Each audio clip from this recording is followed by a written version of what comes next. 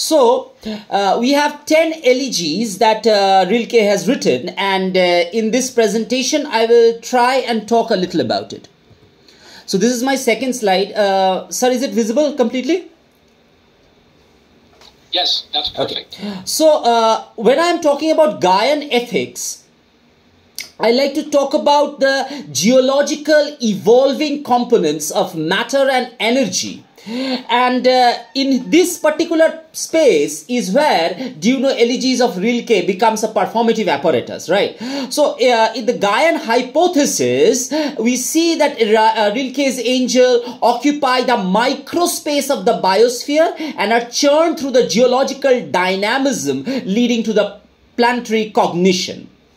So what is the effect that the Gaian ethics had on Rilke is what differentiates his elegies from or his writing completely from any other of the same period. Because he did not treat planet as a fixed mass, and Gaia for him is not indestructible just like his angels, but has gone on forever. And that is where we have this matter and energy thing. And this Gaian ethics also makes its influence felt in Rilke's angels, as we see that the angels of Rilke there is an autopoiesis, and autopoiesis is cognition. And in this autopoiesis of the angels, we that the mass, the geological mass, is what Latour has called the distributed intentionality of the distributed mass of Earth. And I go to the next slide. I will talk a little about what are these Rilke's angels. So Rilke's angels are not fractured signifiers, but the discourse in itself. And this discourse is the infinity, and here the infinity is paired with perfection. And therefore we have this Platonic metaphor of the wings that leads us from this imperfect world in what Plato said about the mimetic world, and what Rilke says about the interpreted world, into something which is beyond that. And what Rilke borrows from Plato is the metaphor of wings. The soul, when perfect, are fully winged and they flies upward to order the universe. The apparatus of angel becomes an apt counter-narrative to the lament of the elegies, but becomes synchronized with the architecture of immortality, thereby developing a diachronic narrative. So we do not have here in elegies, Rilke's elegy, a very unilinear narrative. Rather, we have a diachronic narrative, and which of alterity, which formulates human being as the lament and angels as the consolation that is born out of knowledge of futility of lament. So, the features of Gaia that we find in Rilke, like the stone, for instance, for Rilke is obviously a non-performative agency. On the other hand, the tree, wind are the performative agency of Gaia. So Rilke finds the true creation begins in the submerged space of unconscious, and that is the reason of the fetoplacental existence is inside the amniotic fluid. The metaphor of blooming of flowers with the birth of love is contrasted with our ontological fragmentation with the wholeness of nature. Human love is a fallacy when it expects a return, that is the philia. Philia, according to Rilke, is a fallacy. That is the one which expects return. And the unrequited love clogs the path of Eros. And here we have the angels are the apparatus of Eros. And therefore they have this incomparable energy to be born, like the germinating power of Gaia. And what we see again here, that Gaia can adapt without human beings, just like the Rilke's angels. But human beings cannot adapt without Gaia. And therefore, the cognition here is making the meaning of the sentience in a causal dynamics. So Gaia is autopoietic, creating its own creation just like the Rilke's angel, and Gaia is not just a mass but a self-constituting system reproducing its own creation. So here the angels, just like the Gaia, is not theological. Right? It is not theological but metabiological. The metabiotic system of Gaia is because of its geobiological power. And the sum of geological system plus the sum of biotics create the system of Gaia and the angels for Rilke. And the angels here are the vertices that are at the intersection of the major axis of the tree and the ontological ellipse. Next, he develops a famous phrase that gives his Duino Elegy a geometric shape of circle. For beauty is nothing but beginning of terror. Very much unlike what Keats has said, that beauty is all, in Ode on a Grecian Urn. So when we see Duino Elegy, we see a sharp departure from a Keatsian paradigm, and we see here the beauty, which is the German, which in German is scorn, and terror, which is a Schrecklichkeit. So this Schrecklichkeit is something which is always opposite in German dictionary to scorn. But here they are being two co-vertices in the first elegy, and they are not opposites. Significantly, in the first elegy of Duino Elegies, we see that he's ruling out angels, men, and human beings. The latter, because they are aware that we do not feel very securely at home in this interpreted world, as I just spoke about it, the interpreted world. And so are we all a kind of unheimlich, who do not have, not obviously the Freudian unheimlich or the uncanny, but almost like Heideggerian unheimlich. So we are all unheimlich in a Heideggerian sense when Rilke is talking and contrasting our existence. And therefore, the tree here is a very important symbol of élan vital or positive energy. And we see an interactive space of this positive energy with a Wibbish Licht, the white light. Next slide, I will talk about another powerful agency of Gaia, that is wind. Wind is a powerful symbol of transcendental aspiration, starting from German Romanticism. If we see that in Beethoven's Ninth Symphony, or if we see in when he's talking about it in his compositions, Il Fidelo, and we see there is a kind of a movement along with his symphony moves in the rhythm of the wind, and there is a movement that we see from G major to D and the E minor, and then A and G, and finally to the D. For instance, in when we are when we are listening to the symphonies of Beethoven, and his elegiac tonality is basically based on E7 string, where we have the G string is being used, and then we move to the E space of E. But if we are using the compositions of Rilke's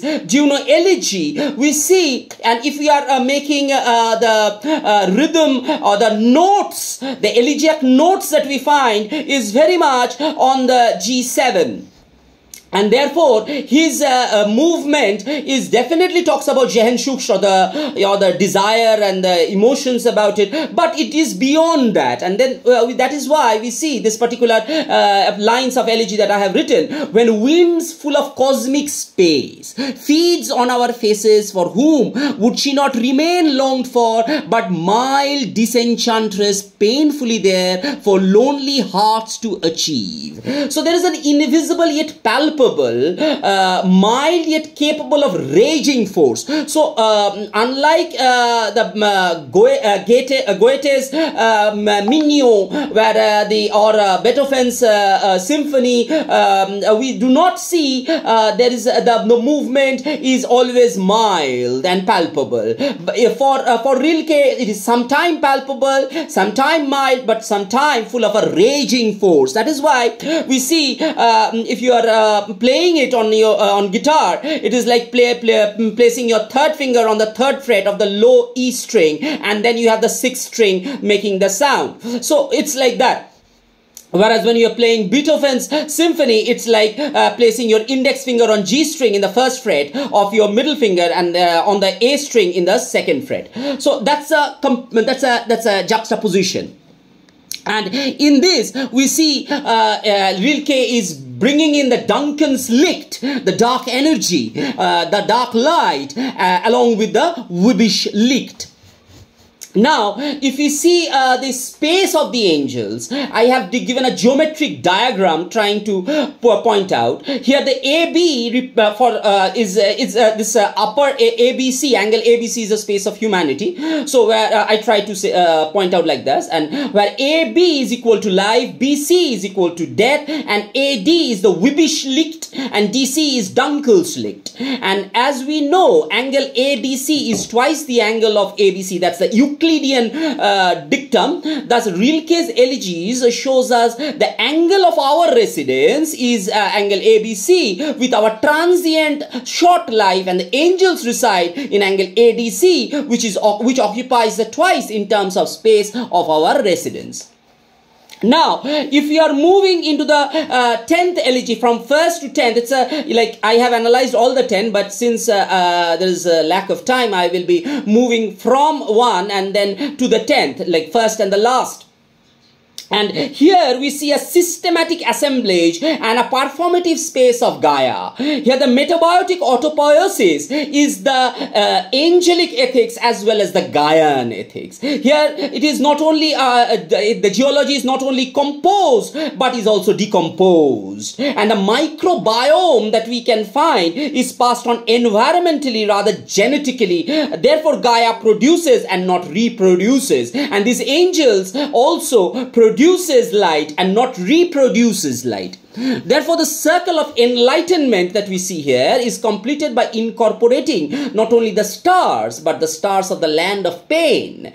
So we have the stars and stars in the land of pain. So it is not just twinkle, twinkle, little star, where it's all good. So he is not trying to build up this image of all good or all bad, or making a, opposite. He's more like a Coleridgean in this sense, where we have a kind of a, the sunny pleasure dome with the caves of eyes, like a combination of both, has kind of is the factorum or that delineates the eidos or the essence of Duino Elegy, and nothing can be excluded, not even the pain. And the 10th Elegy's major axis is toward the fuller constellation. It is a transcendental part which offers what he calls the Fruchtkranz. It's actually the original German word was the Fruchtkranz, so which means the garland of fruits. Instead of flower, we have the garland of fruit. And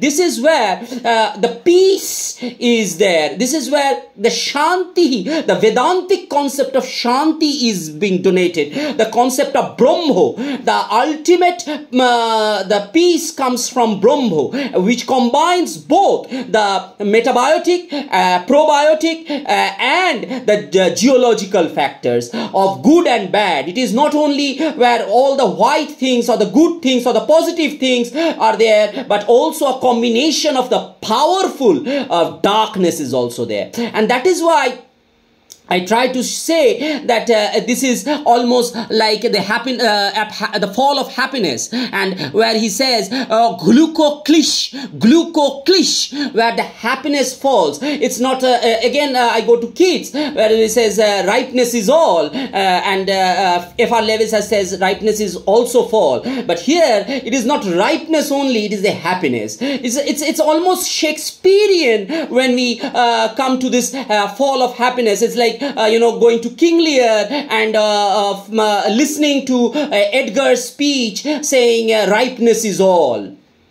Okay, the men must endure, they are going hence, even as they are coming hither, ripeness is all. So here the ripeness is also forged through pain. In this way we can see that Carl Lundy's claim that it is through geometrical dimensions of soul and perfection that we can be found in this world a great relevance. And that is why we have the Kabbalistic tree of life diagram also affirms to this particular fact of Gaian philosophy of autopoiesis. And what becomes so evident in this research is that Gaia can adapt without human beings, but human beings cannot adapt without Gaia, as I already have spoken about this. The Duino Elegy points out that the biosphere is systematically balanced with geosphere, and what we get is the cognition making the meaning of sentience. So this is the image of Yggdrasil. Before I end my speech, I want you to look at this image of Yggdrasil that connects everything in the world. And that connects all the angels in the world. We do not have the Miltonic